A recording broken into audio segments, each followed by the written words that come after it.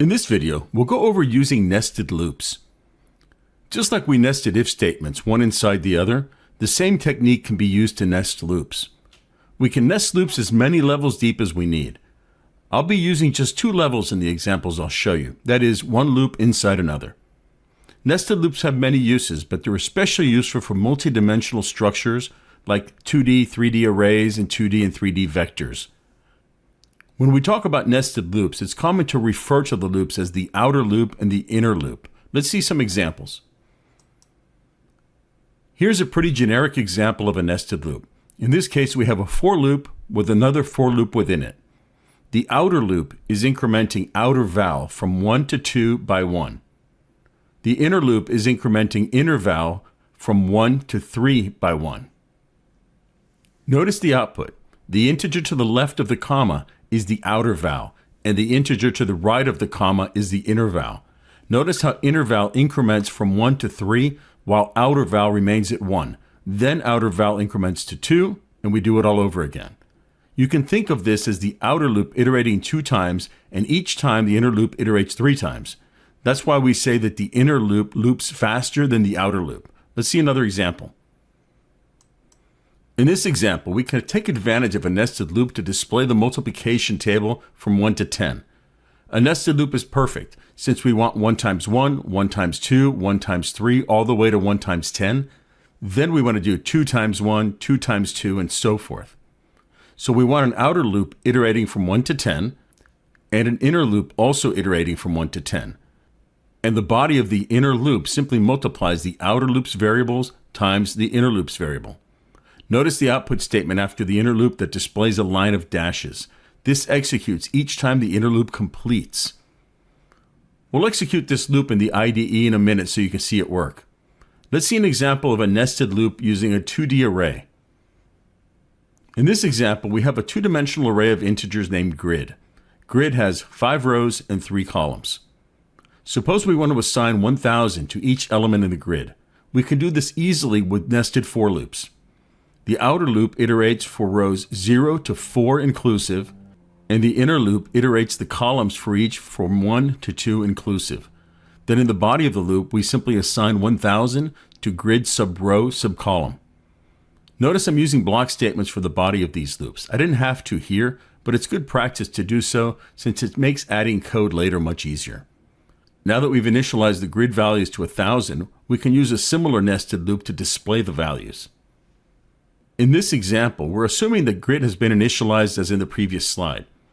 At each iteration of the inner loop, we display the element at grid sub-row sub-column, followed by a space, so we're displaying these elements across the screen. When we complete the inner loop, we print a new line, and then execute the outer loop again. You can see the pattern is the same as with initialization. This is a very common pattern for working with multidimensional structures.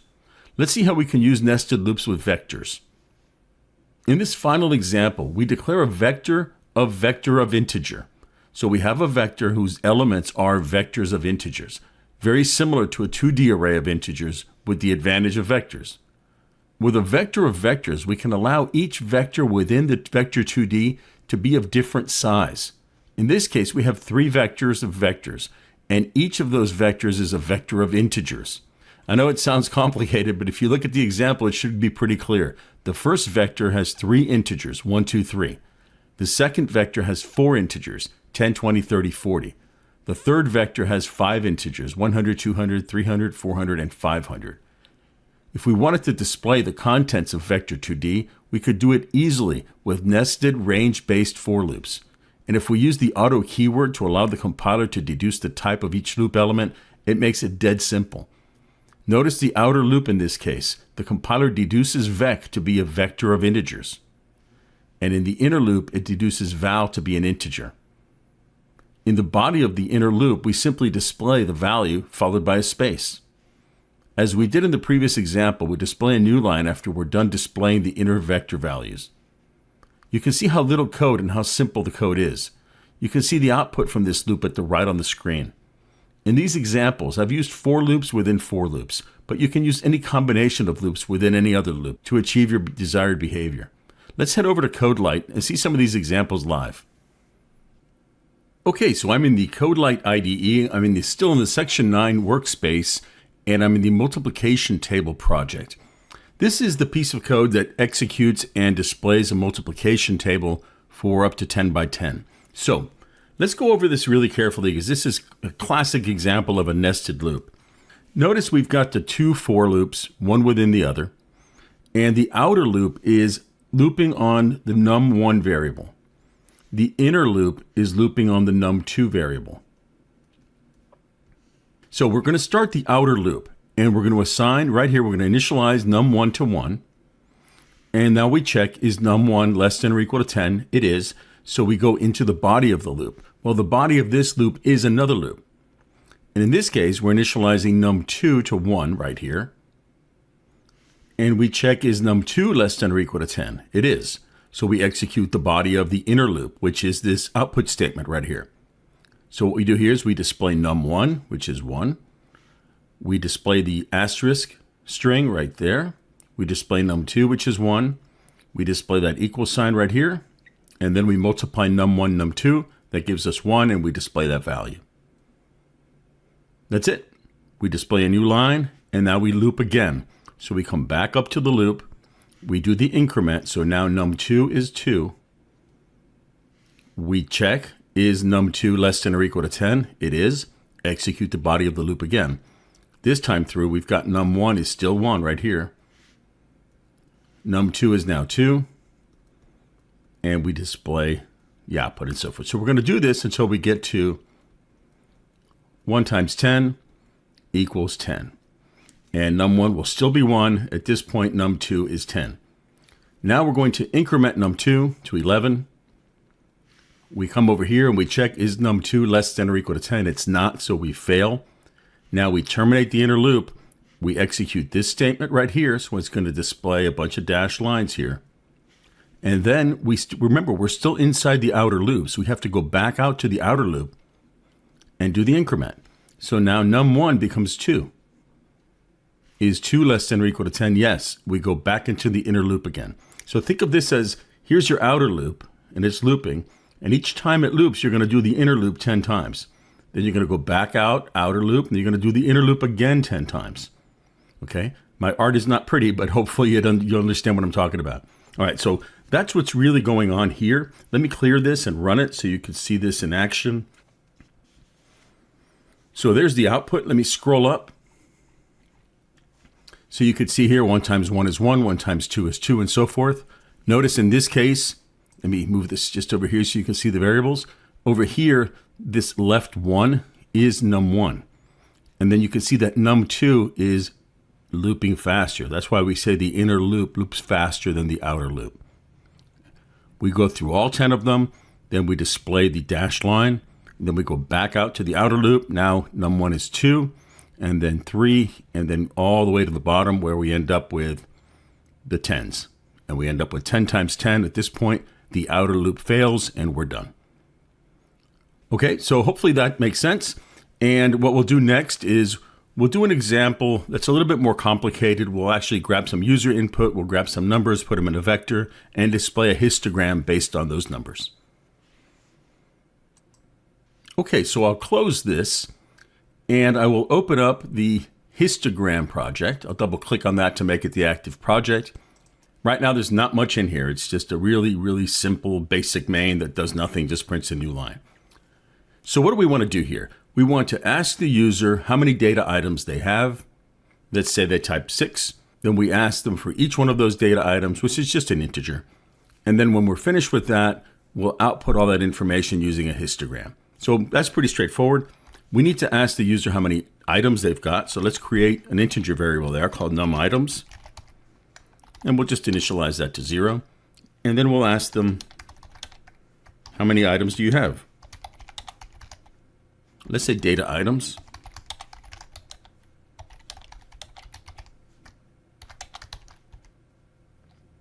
Okay, and we'll read that integer into num_items. So now we know how many data items they have.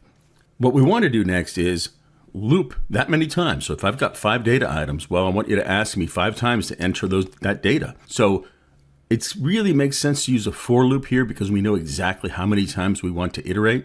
We also need to store this information somewhere, right? So all that information they type in, we'd like to store it somewhere. Since we really don't know what number they're going to type in, an array would not be a good idea here because you don't know how big to make it. You'd have to make it really big just to be sure that everything will fit. So we'll use a vector. First thing we'll do is we'll include vector here.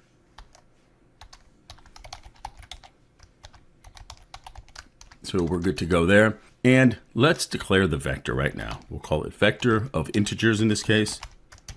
And let's just call it data because that's what it is. And we'll initialize the vector. It's empty.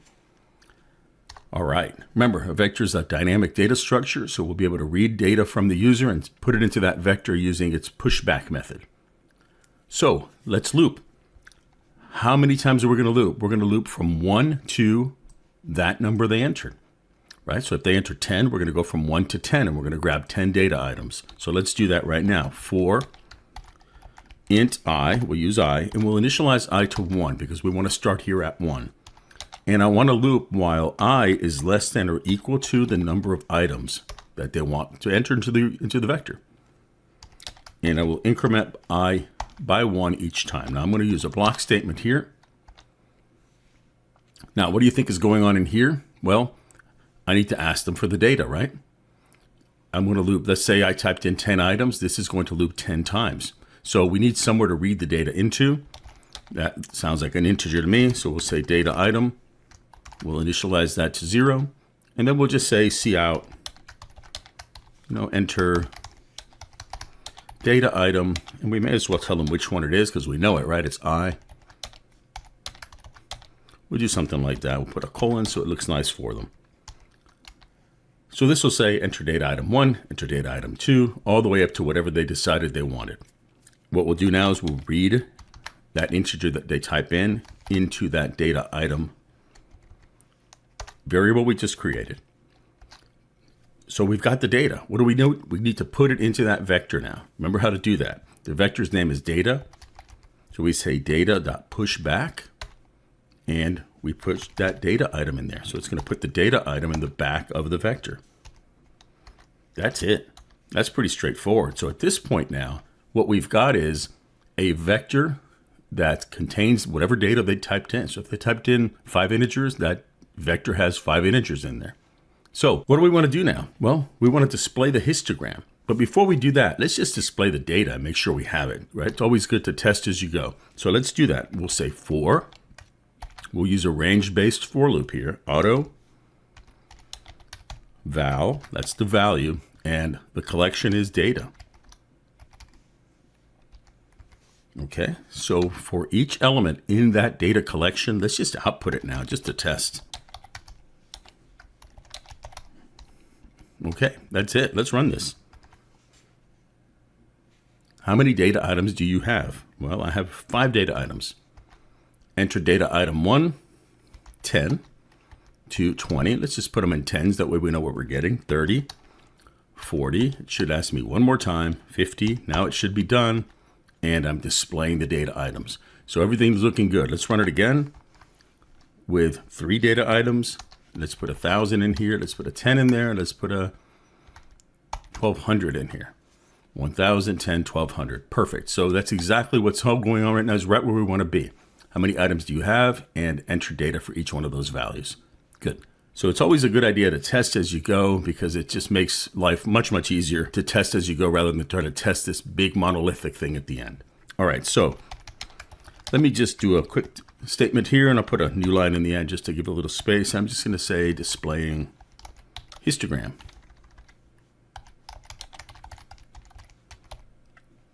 Now, what we need to do is pretty much what we did here, right? Except we don't want to display the value. We want to display a dash for each one of those values. So for example, if the value is 10, we want to display 10 dashes. If the value is 100, we'll display 100 dashes. That's what a histogram looks like. So how do I do that? Well, I need to have another loop in here, and I'm just going to get rid of that right now. So we still have this loop right here. It's looping through the collection. So what do I do here? Well, I know how many times I need to loop, right? I need to loop val times. So a for loop is good. We can use any loop we want really, but let's use a for loop because it's really simple. So we're going to say for int And let's use I again. And we're going to start at 1. And we're going to loop while I is less than or equal to val. That's the number we just read. Okay. Now what? Well, the increment is by 1. We need to increment by 1. So that's my inner loop. What do I want to do in here? All I want to do is just type a dash. And we'll use dashes for a reason. You could use an asterisk, but I'm going to use an asterisk in a second. That's it. So if let me fix that typo. If the user typed in 5 integers and the first one is 6, then val is going to be 6, and we're going to loop 6 times, displaying 6 dashes. If the next one is 12, we're going to display 12 dashes. After we're done displaying those dashes, we need to display a new line. Otherwise, everything's just going to go right across the screen. So I'm just going to say end line right here. And we need to close off this. Let's do that for loop right here on a block as well, since we're probably going to add a little bit more code.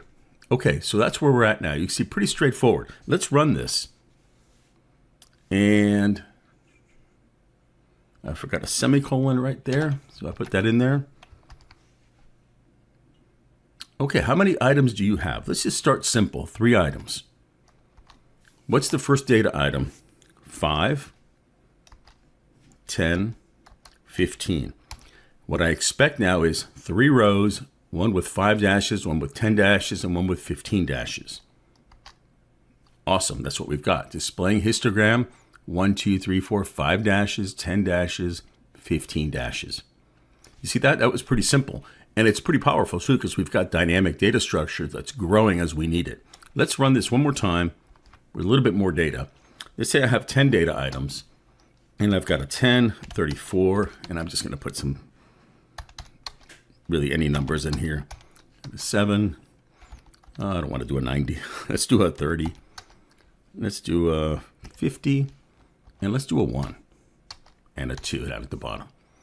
Okay. So there we go. There's my histogram. You can see the last 2 should be 1 and 2, and they are right here, 1 and 2. And you could count them if you like, but I think they're correct. Obviously, you would want to count them if you were going to test them to be sure that everything is correct. So there's my histogram. Pretty straightforward. This is kind of hard to see, though. I mean, how many dashes are here? I can't really tell. So why don't we say that every 5th dash, let's display an asterisk instead. That'll make it easier to see. Okay, so how do we do that? We're right in here. So what we could do is we could modify this code slightly. We could say if that specific I, my counting variable, right, mod 5, is equal to 0. So if that means I'm on a 5th number, right? In this case, I want to display an asterisk. Otherwise, so I need an else here. I just want to display the dash. And let me indent this correctly. There we go. So notice the indentation here. It's really important. If you look at that piece of code right there, you can see that I have a for loop, and I've got another for loop nested within it. And that for loop has an if-else statement. So every time that loop executes, I'm executing that if-else statement. Okay? So you can see the structure of the code by just looking at the code. You don't have to try to figure it out. If everything here was indented to the left flush here, it'd be really hard to see the structure. So let's run this and see. Okay, let's say I've got 10 data items, and I've got 34, 32, 24, 5, 10, and just some other numbers that I can put in. And let's do 2 and 1 again at the end. There we go. So now you can see that every 5th number is being displayed with an asterisk. In this case, it's really easy. I can tell that's 10. I can tell that's 19. I can tell that's 5, 10, 15, 20, 25, 34, and so forth. So it makes it much easier to interpret the data. Here's a really easy, simple example of using a nested loop. In this case, the for makes sense because we know how far we're going, but we could easily rewrite this with whiles or do whiles or anything we like. Remember, at the end of the day, a loop is a loop is a loop, right? So they all do the same thing. They all iterate. It's just a matter of trying to choose the right one for the application. So hope that helps. These kinds of examples are going to be real useful in the challenge exercise, which is next.